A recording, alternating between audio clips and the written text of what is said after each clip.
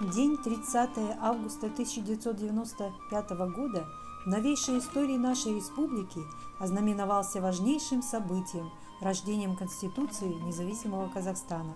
По признанию первого президента Республики Казахстан Нурсултана Назарбаева, Конституция Казахстана есть основание свободы.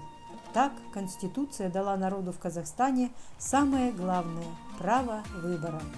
Сегодня казахстанцы с полной уверенностью могут сказать, что политическая и экономическая стабильность, гражданский мир, социальное, национальное единство и согласие достигнуты на основе Конституции.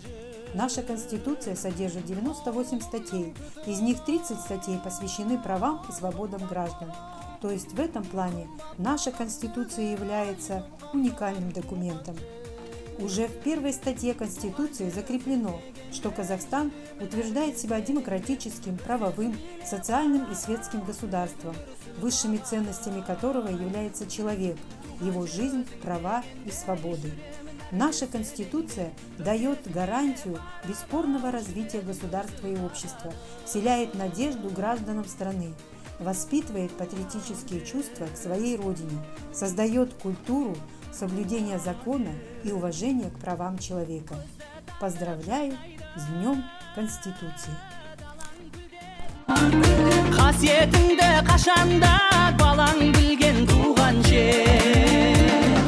Бұл өмірге шіркін ай не жетеді-ау, құшағында әкеңмен анаң жүрген туған жер. Туған жер өзің дегенде жүрермен әр кез елеңдеп, бір сезім билеп барады ай жүрегім дүрсіл қағып.